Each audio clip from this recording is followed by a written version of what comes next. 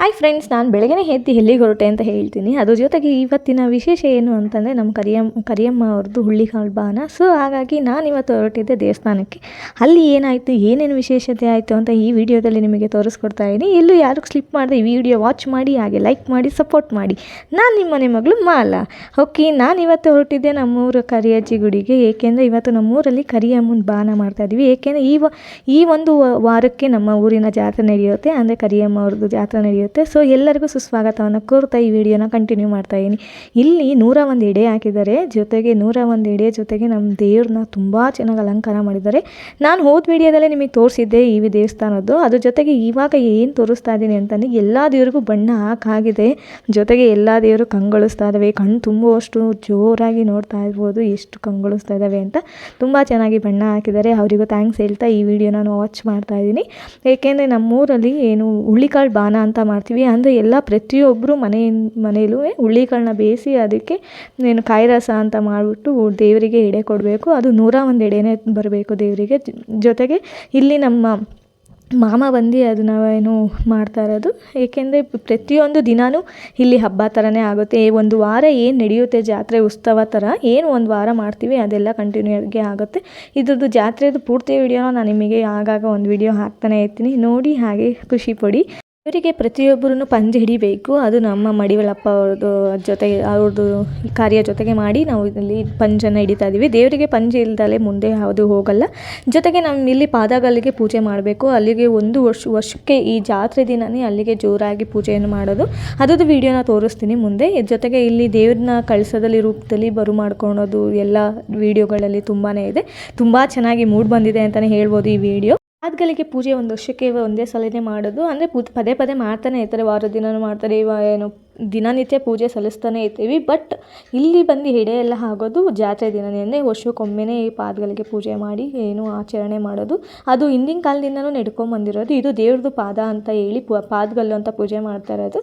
ಇದರಲ್ಲಿ ಯಾವುದೇ ರೀತಿಯಾದ ವಾಹನಗಳಾಗಲಿ ಒಂದು ಎತ್ತಿನ ಗಾಡಿನೂ ಸಹ ಇದ್ರ ಮೇಲೆ ಹರಿದಾಡಂಗಿಲ್ಲ, ಯಾರೂ ತುಂಡಾಡಂಗಿಲ್ಲ. ಇಲ್ಲಿ ಏನು ದೇವರಿಗೋಸ್ಕರನೇ ಪಾದಗಲ್ಲು ಅಂತ ಮಾಡಿ ದೇವ್ರಿಗೋಸ್ಕರ ಪೂಜೆ ಅಂತ ಮಾಡ್ತಾ ಇರೋದು. ಇದಕ್ಕೆ ಏನು 101 ಎಡೆನೂ ಇಟ್ಟು ಇದಕ್ಕೂ ಪೂಜೆ ಮಾಡಿ ಇಲ್ಲಿಂದಲೂ ಏನು ಪೂಜೆ ಮಾಡಿಕೊಂಡು ದೇವರ ಹತ್ರ ಹೋಗಿ ಅಲ್ಲಿ ಪೂಜೆನ ಸ್ಟಾರ್ಟ್ ಮಾಡ್ಕೊತೀವಿ. ಜೊತೆಗೆ ಇಲ್ಲಿ ಕಳಸದ ರೂಪದಲ್ಲಿ ನಮ್ಮ ಕರಿಯಮ್ಮನ ಬರು ಮಾಡ್ಕೊತೀವಿ. ನೋಡಿ ಈ ವಿಡಿಯೋ ತುಂಬ ಚೆನ್ನಾಗಿದೆ. ಹುಡುಗಿ ಅಂದರೆ ಕೋರು ಹುಡುಗಿ ಮೇಲೆ ಈ ದೇವ್ರನ್ನ ಒರೆಸ್ತಾ ಇರೋದು. ಆ ಹುಡುಗಿಗೆ ಏನು ಉಪವಾಸ ಇರೋಕ್ಕೆ ಹೇಳಿ ಆ ಹುಡುಗಿ ಮೇಲೆ ದೇವ್ರ ಕಳಸನ ಕೊಟ್ಟು ದೇವ್ರನ್ನ ಬರೋ ಮಾಡ್ಕೊಳಕ್ಕೆ ಸ್ಟಾರ್ಟ್ ಮಾಡ್ಕೊತಾ ಇದ್ದೀವಿ. ಜೊತೆಗೆ ವಾಲ್ಗ ಮತ್ತು ತಮಟೆ ಇರಲೇಬೇಕು. ಏಕೆಂದರೆ ದೇವ್ರು ಬರೋ ಮಾಡ್ಕೊಬೇಕಾದ್ರೆ ಇವು ಯಾವುದೂ ಇಲ್ಲ ಅಂತಂದರೆ ದೇವರಿಗೆ ಅಪೂರ್ಣ ಆಗುತ್ತೆ.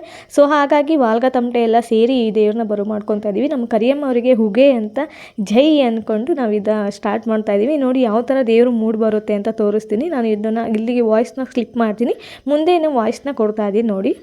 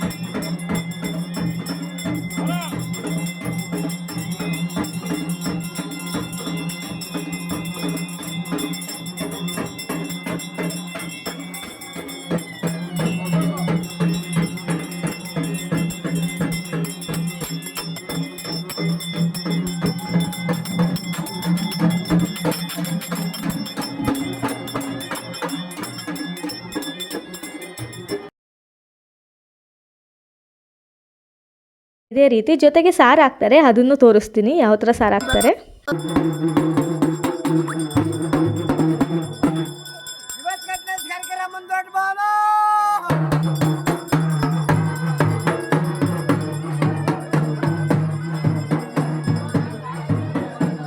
ಹೇಳ್ತಾ ಇರೋದು.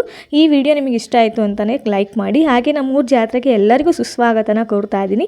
ಇದೇ ಮುಂದಿನ ತಿಂಗಳು 2ನೇ ತಾರೀಕಿಂದ ಸುತ್ತಮುತ್ತಲಿರುವ 12 ಊರಿಂದ ಈ ದೇವರಿಗೆ ಪೂಜೆನ ಸಲ್ಲಿಸ್ತಾರೆ. ಜೊತೆಗೆ ಈ ಊರಿನವರು ಎಲ್ಲರೂ 12 ಹಳ್ಳಿಗಳೆಲ್ಲರೂ ಜಾತ್ರೆಗೆ ಬಂದೇ ಬರ್ತಾರೆ. ನೀವು ಬನ್ನಿ, ಹಾಗೆ ನಿಮ್ಮ ಫ್ಯಾಮಿಲಿನ ಕರ್ಕೊಂಬನ್ನಿ. Thank you.